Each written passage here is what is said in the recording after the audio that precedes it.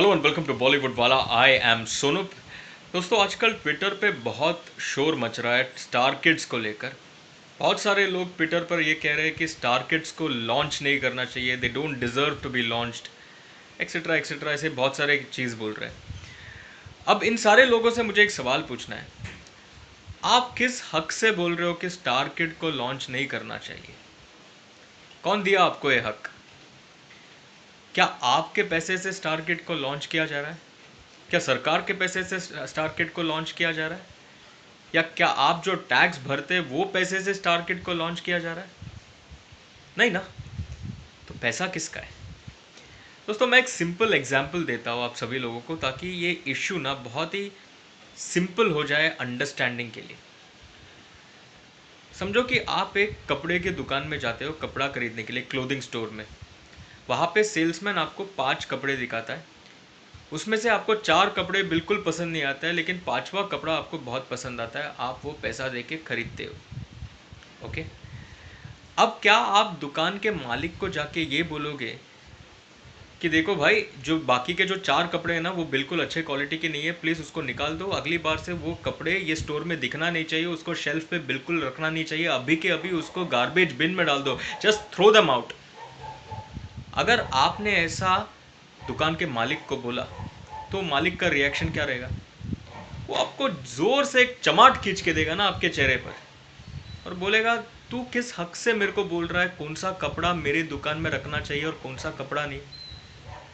ये कपड़ा मेरा, दुकान मेरा, शेल्फ मेरा, मेरी मर्जी कौन सा कपड़ा रखो कि कौन सा कपड़ा नहीं रखो। तो कौन होता है बोलने वाला? तेरी मर्जी कि कौन सा कपड़ा खरीदे तू, उसमें तेरी मर्जी है। मैं 5 कपड़ा रखूंगा, उसमें से जो तेरे को खरीदना है वो खरीद के निकल, लेकिन कपड़ा कौन सा रखना है, कैसा सिला के लेके आना है, कहाँ पर डिस्प्ले में रखना है, वो मैं डिसाइड करूँगा, क्योंकि पैसा मेरा है, मैं खर्चा कर रहा हूँ इन कपड़ों पर। एक दुकान मेरा है, मैं खर्चा कर रहा हूँ दुकान पर, तो सब कुछ खर्चा मेरा, पैसा मेरा, तो मर्जी भी मेरी। तेरी मर्जी, तू पैसा देके कौन सा खरीदे। मैं थोड़ी देर को बोलूँगा कि ये खरीद या ये खरीद या ये खरीद। पहला खरीद सकते, दूसरा खरीद सकते, तीसरा खरीद सकते, चौथा खरीद सकते, 5वां खरीद सकते, तेरी मर्जी। उसमें मेरी मर्जी नहीं है, पर मेरी मर्जी कि कौन सा कपड़ा शेल्फ पे रखे और कौन सा नहीं। अब आप दुकान के मालिक को रिप्लेस करो विद अ फिल्म्स प्रोड्यूसर, कपड़े को रिप्लेस करो विद अ स्टार किड, और शेल्फ को रिप्लेस करो विद थिएटर्स। फिल्म का प्रोड्यूसर अपना पैसा लगाता है अपने जेब से किसी को लॉन्च करने के लिए, तो उसकी मर्जी ना कि वो स्टार किड को लॉन्च करे या आउटसाइडर को लॉन्च करे। उसकी मर्जी फिल्म कैसे बनाना है, उसकी मर्जी फिल्म किसके साथ बनाना है, उसकी मर्जी डायरेक्टर कौन, एक्टर कौन, एक्ट्रेस कौन, म्यूजिक डायरेक्टर कौन, सिंगर कौन, सब कुछ उसकी मर्जी से बनेगा, क्योंकि पैसा वो दे रहा है।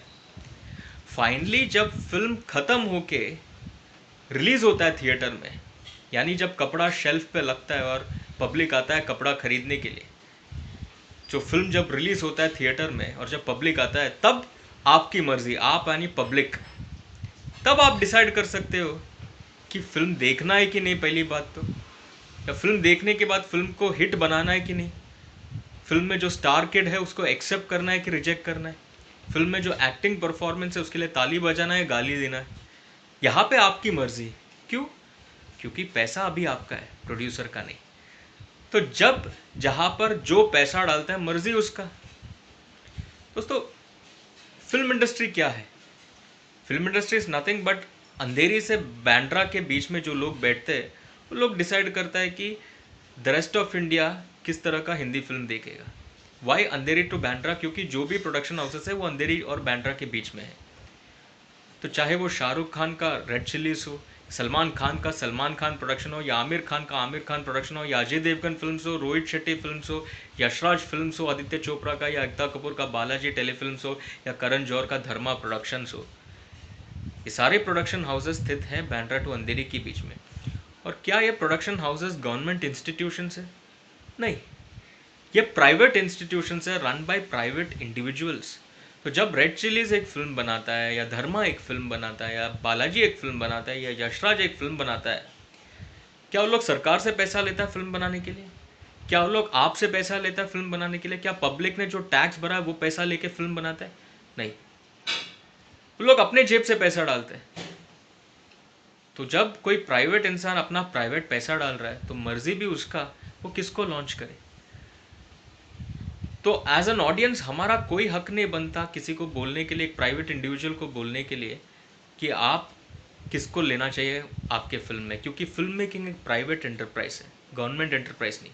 कोई कोटा सिस्टम नहीं है कि स्टार किड्स को इतना फिल्म्स मिलना चाहिए, आउटसाइडर्स को इतना फिल्म्स मिलना चाहिए। जो आदमी या औरत पैसा लगाता है मर्जी भी उसकी, हमारा कोई हक नहीं बनता किसी को बोलने के लिए भाई इसको लॉन्च मत कर या उसको लॉन्च मत कर। जब सलमान उनके रिलेटिव को लॉन्च करता है तो मर्जी उनका, पैसा उनका है ना, थोड़ी अपने से पैसा लेता है। हाँ, मर्जी अपना तब आता है जब हम ये डिसाइड करेंगे फिल्म देखना है कि नहीं। तो अगर आपको स्टार किड पसंद नहीं है तो मत देखो, क्यों जाते हो देखने के लिए। लेकिन सच्चाई ये है, जो ट्विटर पे लोग शोर मचाते हैं ना, that is not the real movie going audience of India. The real movie going audience of India is no time to sit on Twitter and vomit. उन लोग जब फिल्म रिलीज होता है फ्राइडे सैटरडे संडे, वो लोग जाएंगे film देखने के लिए, एंजॉय करेंगे, क्योंकि उनको स्टार किड या नॉन स्टार किड या आउटसाइडर या कोई सरनेम से कोई लेना देना नहीं है। उनको सिर्फ 3 चीज़ें चाहिए फिल्म में, एंटरटेनमेंट, एंटरटेनमेंट और एंटरटेनमेंट। और वो चाहे स्टार किड के फिल्म से मिले या आउटसाइडर के फिल्म से मिले, वो उनको चाहिए respective of the name involve in the film, क्योंकि कंटेंट मैटर्स फॉर देम। तो चाहे स्टार किड उनको एंटरटेन करे या आउटसाइडर एंटरटेन करे, वो ताली बजाएंगे एंटरटेनमेंट के लिए, नॉट फॉर स्टार किड और आउटसाइडर। ये है सिंपल डिस्टिंक्शन दोस्तों। और दूसरा, बहुत सारे लोग बोलते हैं यार करण जौहर सिर्फ स्टार्स के साथ काम करता है। अब मैं इसका भी एक एग्जांपल देता हूँ, अगेन क्लोथिंग स्टोर में। बहुत सारे क्लोथिंग स्टोर्स हैं जो सिर्फ सूट्स बेचते हैं, coat suit, rich expensive clothing material made to measure, Raymond. यहाँ पे आपको और कोई दुकान नहीं मिलेगा, और कोई कपड़े नहीं मिलेगा ये दुकान में, सिर्फ कोट सूट मिलेंगे। That is Dharma production. अब करण जौहर की मर्जी, वो बड़े बजट का फिल्म बनाते तो उनको स्टार्स चाहिए ना प्रॉफिट मिलने के लिए, तो वो वैसे हाई स्टार्स को लेंगे हाई प्रॉफिट्स के लिए। अब पैसा उनका, तो उनकी मर्जी किसको लेना है किसको नहीं। बट क्या इसका मतलब है कि दूसरे को अपॉर्चुनिटीज नहीं मिलेगा? क्या सिर्फ कोट सूट वाला ही दुकान है इंडिया में? दूसरे भी दुकान है ना, पैंटलून्स जाओ, Indian wear, western wear, shorts, Bermuda, T shirt, चड्डी, बनियान, ब्रेसर, सब आपको मिलेगा वहाँ पे, क्या नहीं मिलेगा। तो फिल्म इंडस्ट्री भी दोस्तों वैसे ही है। If there is Dharma production, there is also an Anurag Kashyap production जो मिड लेवल फिल्म्स बनाता है आउटसाइडर्स को लेके। There is also Rohit Shetty जो कमर्शियल फिल्म्स बनाता है।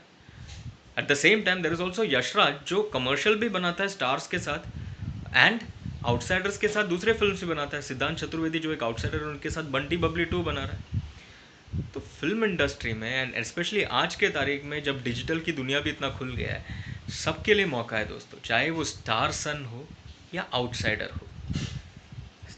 बोथ ऑफ देम कैन को एग्जिस्ट, जो सुशांत सिंह राजपूत ने बोला था उनके नेपोटिज्म वाले डेफिनेशन में, बोथ ऑफ देम कैन को एग्जिस्ट। ऐसा नहीं कि यार one is stepping on the toes of other. हाँ, अगर आपको सिर्फ कोट शूट वाले दुकान में ही जाना है, में ही जाना है, ऐसा जिद लगा के बैठोगे यार, तो फिर आप किधर भी नहीं पहुंचोगे। बॉलीवुड में सक्सेसफुल होने के लिए पहला तो आपको डिसिप्लिन, फोकस, पेशेंस, हार्डवर्क और टैलेंट, ये चीज़ें चाहिए। अगर ये चीज़ें हैं आप में तो सक्सेस झक मरा के भी आपके पास आएगा। दोस्तों ये था simple distinction. The bottom line is we are nobody as audience to tell a private individual who he should be launching and who he shouldn't be launching, क्योंकि पैसा उसका है तो मर्जी उसका है। But we as audience have the power to जज a performance. तो हम डिसाइड कर सकते हैं स्टार कौन बनेगा और स्टार कौन नहीं बनेगा, एक्सेप्ट कौन होगा, रिजेक्ट कौन होगा। तो जैसे हम बोलते हैं choose your public representative MPs wisely, choose your government wisely, वैसे चूज योर फिल्म्स वाइजली। किसका फिल्म देखना है किसका नहीं, वो आप डिसाइड करो। अभी बहुत सारे लोग, जैसे मैंने कहा, जो बोलते हैं स्टार किड्स को नहीं देखना है, नहीं देखेंगे वगैरह वगैरह। यार जब धड़क रिलीज होता है तो आप जाते हो ना जानवी कपूर को देखने के लिए, अनन्या पांडे का फिल्म रिलीज होता है तो जाते हो ना आप उनको देखने के लिए। अगर नहीं जाते होंगे तो इनके फिल्म्स को इतना कमाई कहाँ से मिलता था। तो ये सब हिपोक्रेसी है दोस्तों। स्पेसिफिकली ट्विटर पे 0.0001% जो ये शोर मचा रहे हैं ना, इनका कोई सिग्निफिकेंस नहीं है। कल जब सलमान का फिल्म लगेगा 3 दिन में 100 करोड़ तो करना ही करना है, दैट्स द रियलिटी। कल जब आमिर का फिल्म लगेगा सबको जाके देखना ही देखना है। एट द सेम टाइम कल जब आयुष्मान खुराना का भी फिल्म लगेगा सबको जाके देखना ही देखना है। तो सब लोग जाके फिल्म्स देखो यार, क्या ये नॉनसेंस लगा है, स्टार किड को लॉन्च नहीं, इसको लॉन्च नहीं, उसको लॉन्च नहीं, सबको मिलता है लॉन्च यार। जैसे मैंने कहा, टैलेंट है, हार्डवर्क है, पेशेंस, फोकस, डिसिप्लिन, सबको सब कुछ मिलेगा। Don't create hate, create only love. Let's all love everyone. Let's create more films and enjoy more films and get entertained, entertained, and entertained. For the moment, Sonup says, Tata.